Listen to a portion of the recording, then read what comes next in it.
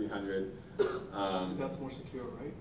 That is more secure because you're holding your Bitcoins offline. Yeah. When you have them in a hardware wallet. If you have a free Bitcoin wallet on your phone, it is online, but you know, you can just have like a phone, an Android laying around, which I do, and it's always offline. And whenever I need to make a transaction, I just bring it online. But it's also completely okay to have it on your phone because these wallets have ways of backing it up. And most wallets will have two ways, but the most common way is this. Whenever you create a Bitcoin wallet, you'll get a 12-word seed. So it's 12 random words that if you keep and you secure and you lose your phone for whatever reason, you can use these 12 words to restore your wallet or even another compatible wallet using these 12 words. So I have these 12 words memorized. So I don't care if I lose my phone, I don't need a hardware wallet. It's offline most of the time anyway, but yeah. But generally, yeah, it's safer to use a hardware wallet. So just to kind of recap and go through the process in order to invest. So let's say I hear about Bitcoin, I'm really interested, but I don't know anything. What's the first step? So what you'll do is you'll go to an exchange, and as I was mentioning before, you have options. There's more centralized exchanges, which you'll have to give more of your information away. But then there's more, it's called peer-to-peer exchanges. So localbitcoins.com is the #1 most used since the beginning, has the most volume, has the most security. It even has an escrow service. So What about CoinSquare? CoinSquare is an example of a centralized exchange, but it's Canadian run. So he said Coinbase is US run, CoinSquare is Canadian run. You probably, if you go to Toronto, you'll see their ads a lot. They have a lot of their ads out, but it's just an example of a centralized exchange. But you got to give up like all your information. So if you want to use that, go ahead, use CoinSquare. I'm not telling you not to use it. So Local Bitcoins is an example of a peer-to-peer exchange, or Paxful. So this is more secure. It's more secure because you're buying it from peers, and you're also not holding them on the exchange. So yeah, Paxful.com. So you buy and sell to each other, right? Exactly. And You use fiat currency or just cryptocurrency? sorry, use fiat? Yeah.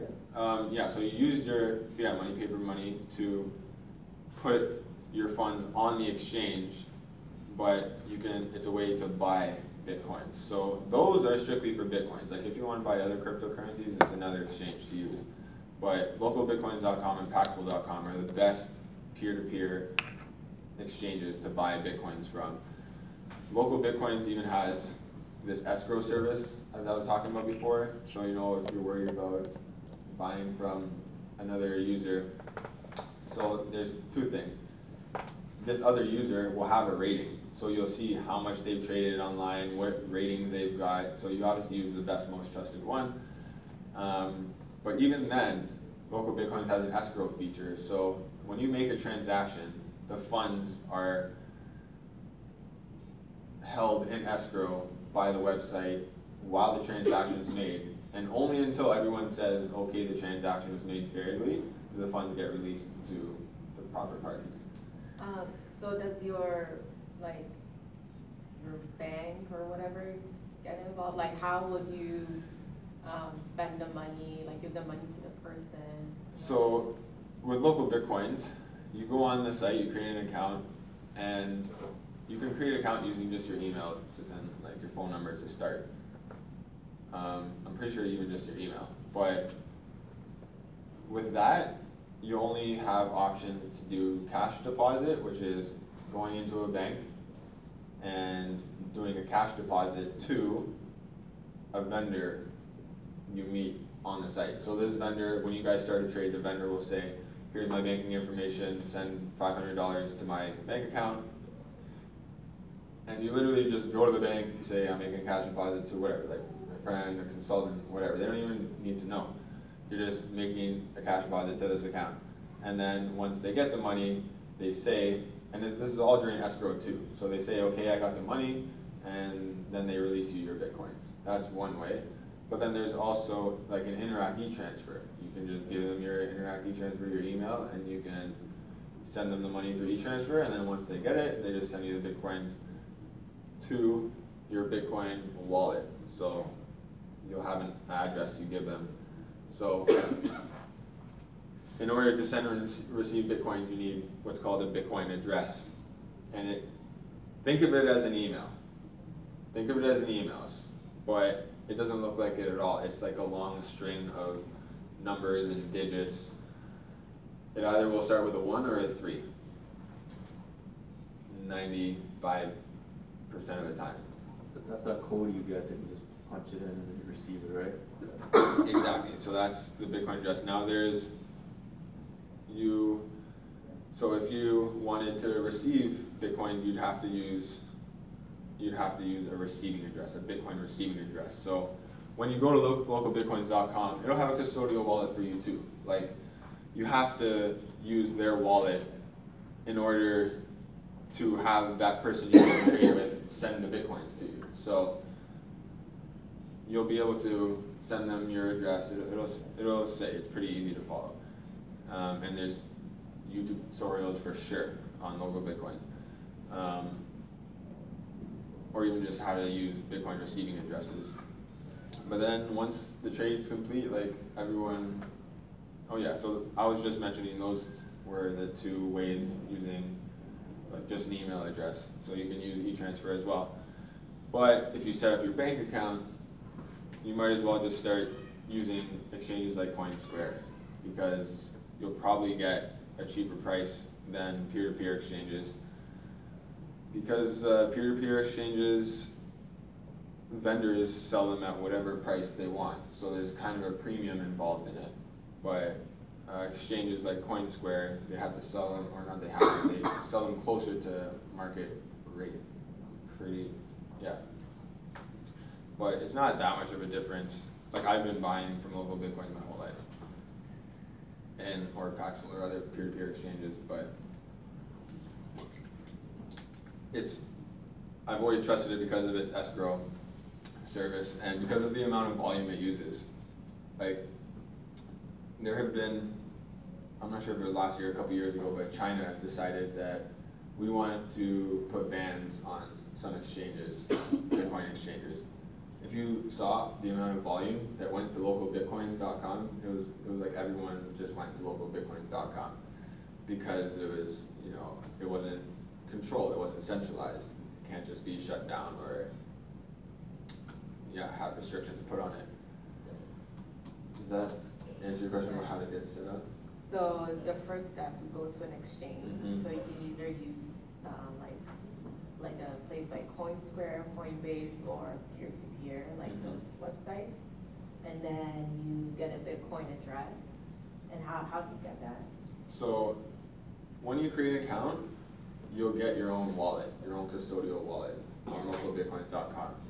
So what you'll do then is just try and find a vendor and a way to buy from them. So I was saying there's a cash deposit way, there's an Interact e-transfer way, and once you send them money that way, they'll give you Bitcoins and you'll see it go in your account. Like, you'll see it at the top and it'll say you have this much amount in your wallet, and so you'll go to your wallet that the local Bitcoin has for you, and there'll be a sending part and a receiving part. So you'll have something in your wallet. That's when I suggest, for safety reasons, that you send the Bitcoin you have from the exchange into your own Bitcoin wallet. That's where you hold it, keep it safe, look at it 6 months to a year from now. Okay.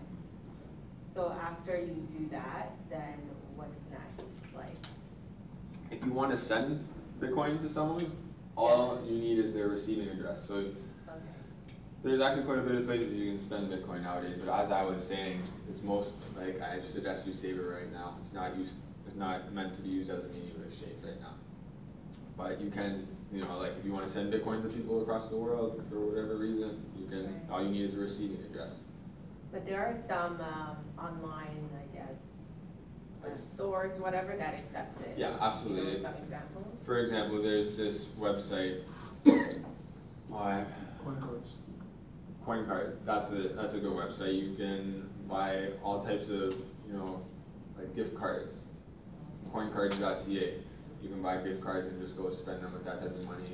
So you can buy Amazon gift cards and buy anything from Amazon. What's the site that uses Amazon but for a discount? Like if you spend using that site, you buy whatever you can buy from Amazon, but it's at a discount because you're using Bitcoin. I forget what this site is called. But if you just like search that,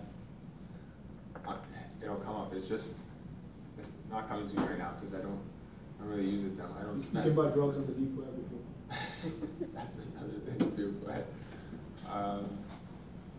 yeah, so that's an example where you can like buy anything you would want off of Amazon, but it's at a discount because it's with Bitcoin. But even like if you want to travel, there's this website, Cheap Air. There's lots of different travel companies you see nowadays where you can do a lot of the trip, the hotel, renting cars with it, and you can buy with Bitcoin.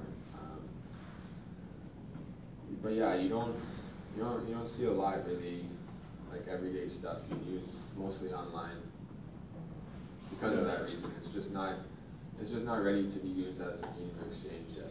Yeah, that's all I pretty much see people do with it. I've seen people just travel with it. That's mainly what I've seen with it so far. And exactly, because you have that option, and then there's a lot of foreign places where restaurants are accepting it, so you kind of, like people will map out where they want to go because they know which places accept Bitcoin. Yeah, and so you can also just like, once you get there, you can just sell whatever Bitcoin you have for the local currency and spend the local currency for whatever you need. Okay. I just want to ask, at this point, say you kept some money in the Bitcoin account, are you going to be paying taxes? Like in Canada, you have, you could be taxed if you have money in your account. Does that apply to Bitcoins? If you try and sell it, yeah, then like you'll that. start to have to.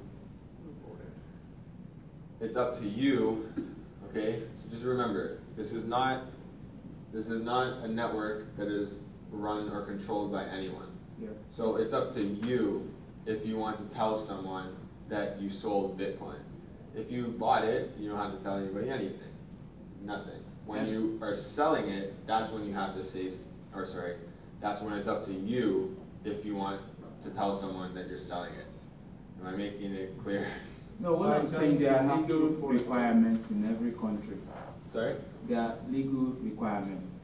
Whether you tell, you don't tell, if you are caught. And Yeah. maybe- Yeah, for sure. Yeah. So Maybe legally, those- yes, legally in Canada, you have to pay capital gains the moment you sell any cryptocurrency. Yes, you have to do that. But So when that's you also declare a it- How does the government define? Yeah. So if you go to a centralized exchange, Yeah. the centralized exchange has an obligation to share that information with the CI. Yes. So I was speaking with an exchange recently, and they told me that they do this. So Kraken, for example, they share all the information with IRS and the CIA. That's another reason why I suggest you use peer-to-peer exchanges so you give away less information. If you So give that's what I was examples, use kind of. local bitcoins or use paxful.com, the government doesn't have that information. Nobody has that information except the person selling you the bitcoin. But what I'm saying, you in your tax forms. Yeah, okay.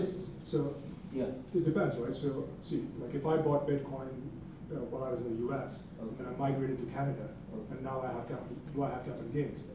There's no answers on that yet. There's no laws on that yet. Yeah, also, Nobody if you has buy Bitcoin to spend on like clothes or something, that's not really considered capital gains.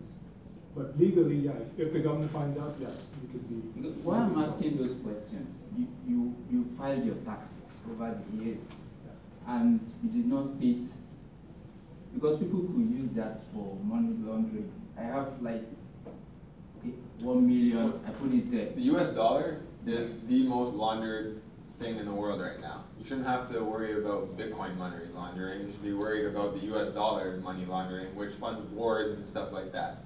So Okay. Banks are also I compliant just with that. wanted to find out that aspect. So for me, I'm absolutely paying my taxes. On everything that I sell, I'm paying my taxes. Okay. Because I'm living in Canada, I'm following Canadian laws. I don't want to be caught a year from now, Yeah, 2 years from now, so I'm gonna report that. Because Bitcoin, like, if the government finds out and looks at my information, they can actually look at my Bitcoin addresses if they want. They can find out. Addresses are publicly available. Okay. Yeah. I'm not gonna go into detail about it because it's such a gray area, and this is something that this meetup will never do, is talk about taxes and what you guys should do, because we're not lawyers and stuff like that. The point I'm trying to make is you're using a voluntary network. So it's you guys, it's up to you, it's your choice. Depending on which services you use, depending on how much information you give, depends on taxes for you. So there are, you know, like Bitcoin lawyers, cryptocurrency lawyers out there. If you want to go down that road, trust me, there's lots of people trying to fill those spaces right now. Just you know, you have more choices with the Bitcoin network. That's all I'm gonna say. But the entire purpose of Bitcoin, the reason it was made, is for it to subvert the power of the government to have capital controls. So, you know, like Zimbabwe, for example, they're printing the money like crazy. They completely destroyed the currency. So they can't, Venezuela's not, so you can't do that with Bitcoin. Especially if you want to transport your money. So if you, for example, if you have gold sitting in your home country, you want to move it from there to here, you're gonna have to pay taxes, customs taxes the moment you bring it in. But you don't have to do that with Bitcoin because the government can't find out. Nobody can find out because it's Depending on which services you use. So if you've like always bought from a centralized exchange and you've given up all your information and you've used as many centralized services as possible or unprivate services like you make private Bitcoin transactions, then there is a chance that yes, they can find that. That's another reason not to use altcoins like Ethereum and all the other ones because they are centralized. All that information is controlled by a central party which can't share that information with. Okay, sorry, you just said something about moving precious metals like gold, maybe from somewhere else here. Yeah. You're supposed to pay all the taxes and everything, or not? Customs taxes on precious Can you metals. do Yes. that? Yeah, if you're transporting gold, yeah, charge you at the moment you land. Okay. But when you're landing in the airport, that's because they can see the gold in your luggage already. Yeah. Or you need to declare. That's Yeah. the point. Otherwise, you get into problem. Yeah, but Bitcoin doesn't exist in a physical location anywhere, so it's an idea, it's in your head. But what I want to understand, I have some money, say $100,000, and I don't have any use for it. Is that the reason why people dump money? This is my second time here, and am I correct that you don't need that money for immediate use? You simply keep it there. Store of so a way to save it. So when I say store of value, that's what I mean. Okay. A way to save something that is valuable and will only become more valuable over the years. So as much as I can, I add more to my store of value to Bitcoin. So I continue to save each year, and I don't care about the price, it's not important to me. What I care about is if it's becoming more decentralized, if it's becoming more secure, if more improvements are happening to it because of the developers and the Bitcoin wallets. So that's what I care about, because as long as that keeps continuing, I know the price will continue to go up. Yeah, I was just gonna say, how do you get over the price fluctuations? Like you're saying, you don't care about the price, you care about all the other sort of untangible things. How do you get over the fact that, you know, in 2010 it was super cheap, like cents on the dollar, now it's like So billions. just to first thing I'll say is zoom out on whatever price graph you're looking at, because when Bitcoin was first starting, the biggest drop it had in price was from $30 to $2.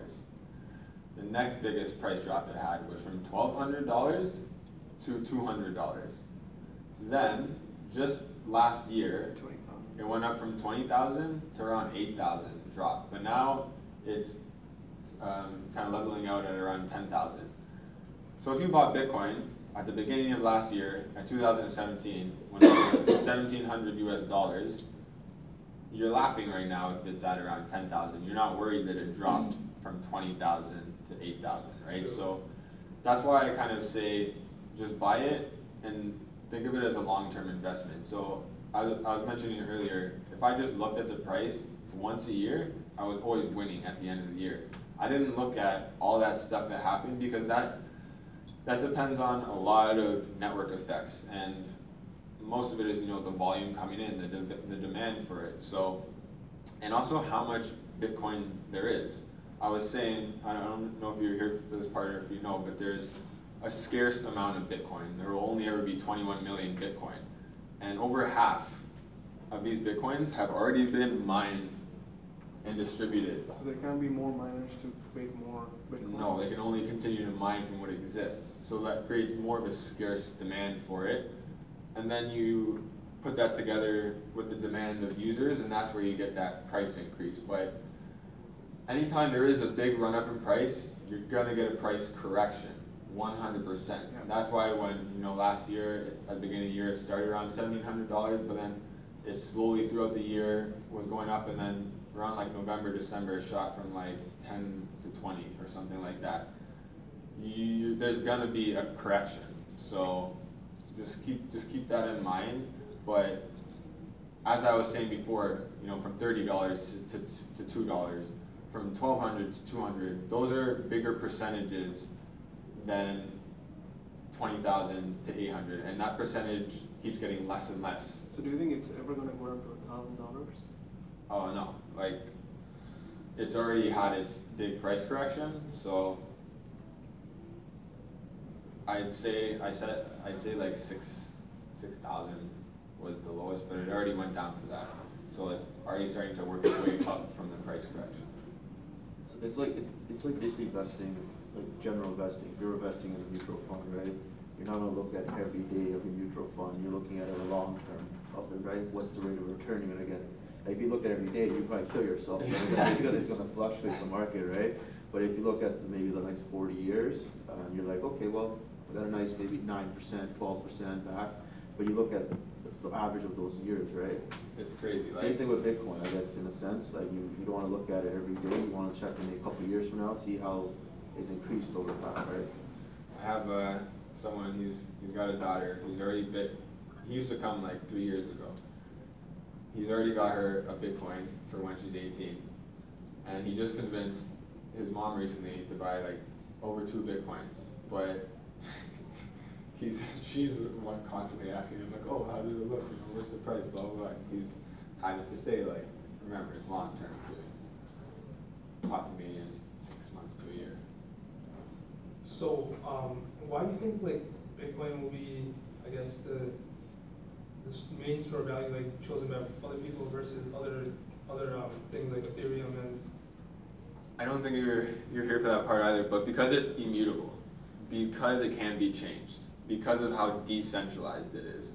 What you're mentioning, they're more centralized, which always have points of failure. Ethereum has already changed several times, so it isn't immutable. It hasn't been immutable, but Bitcoin has always been immutable. I gave an example too of when it was kind of about to be changed a couple years ago, but it found a way to kind of overcome that force that was trying to take over the Bitcoin network because of how decentralized it is. So I was saying, at the time, miners voted how to change the Bitcoin network. And so if you had, you know, more money invested in mining, it was like I was saying to her, rich people were kind of deciding on the changes that would happen in the Bitcoin network, but someone came up with this proposal, which was a way that allowed users to vote on how this change was going to happen. Because in order for changes to happen on the Bitcoin network, everyone has to reach consensus, so everyone has to agree. That's why Bitcoin is so valuable, because it's a network that you don't have to trust. You know that it's in consensus, it's true, and it hasn't been changed. And in order to change it, you have to change the history of it first. And in order to do that, there's all this work. Like that mining, that computing power, they use they follow the algorithm called proof of work. Most other cryptocurrencies, they use proof of stake. It's much different. You're voting with your money essentially instead of work, instead of computer power.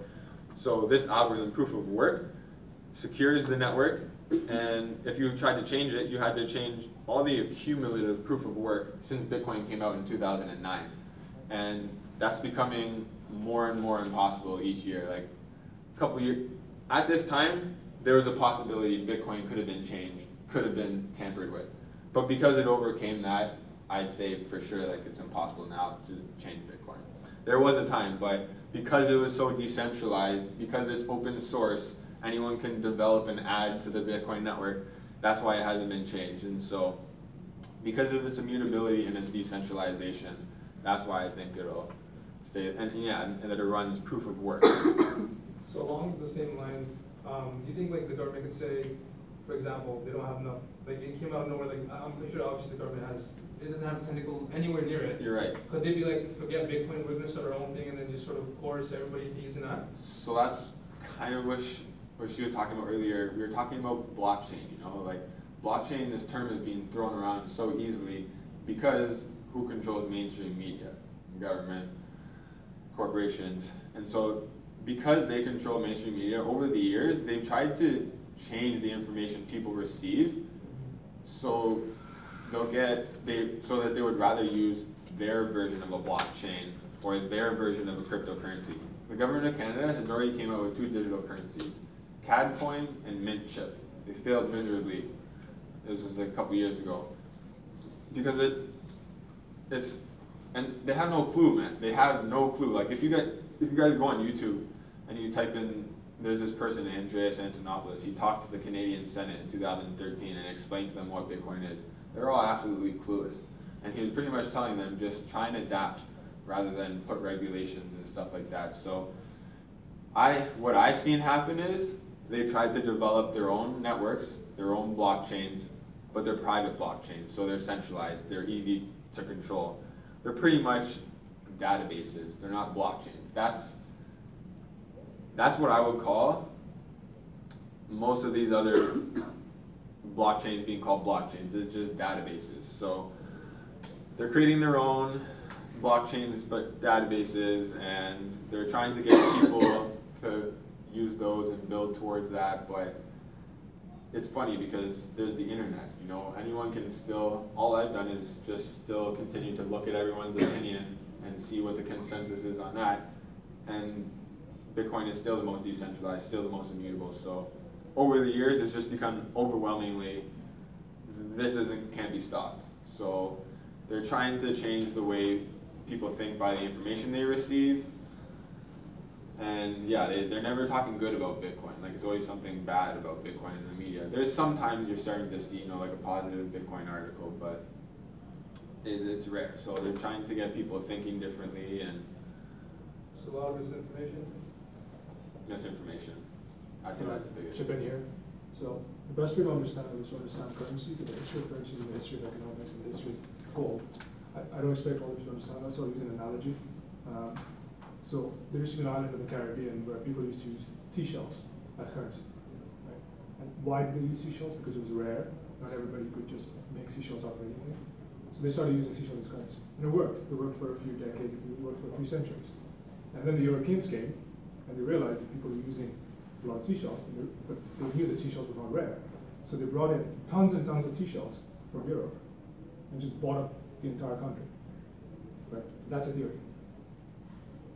Does that make sense? Theory. That's a theory.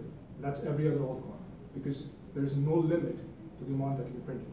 And it's all controlled by one person, usually one person or one corporation. Bitcoin is like gold. So with gold, why did people choose gold historically? Because no one person could control gold. You can't make gold out of thin air. You can't print gold. So people voluntarily decided, hey, you can't cheat me if you're giving me gold. Well, you can, but it's very difficult. Right? So Yeah. that's what Bitcoin is. It's digital gold. Can I ask a question? Do you advise anybody that wants to go into this to also save with other cryptos? Because we keep talking about, this is the only place I've had That's So it's people like being saving- advised to just go to Bitcoin alone, Yes, whereas it's they like are saving, it's like saving your money in seashells, yeah? The person who's making the seashells is telling you those seashells are really valuable, right? He does not tell you that he has a whole stock of other seashells that he can just bring out of nothing, out of thin air. Right? So when that comes, your seashell's gonna be worthless. What I'm saying, Your are you saying cryptocurrencies. that only Bitcoin? Yes. Okay, so I don't believe it. that, To be honest, I don't. to answer your question, you asked a question, right? Yes. Okay. To answer your question, that's the reason why I want to have these meetups, is so that everyone can give their opinion as to what they think will be valuable long term. I think Bitcoin will be the best long term. He thinks Bitcoin will be the best long term, but it's only our opinions. But we were trying to explain it's because Bitcoin can't just be changed. It's because of how decentralized it is. So it's the people's network.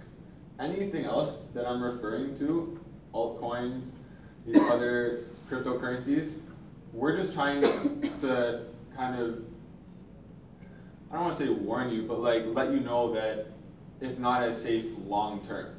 I was saying, go ahead and do it if you want to, but it's high risk versus reward. That's all we're saying. And we keep coming back to Bitcoin because it's the safest, the more secure. Just because there's a lot of other ones doesn't mean it's a good thing.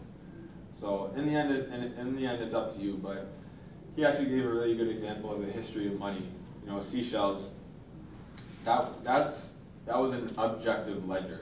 It was something that was real that people could use to keep track of debt. Because that's all that money is. It's a way to keep track of debt. So with seashells, it was scarce in the environment, but it was easy to change. You can just make a bunch of it. Gold became the universal ledger at one point.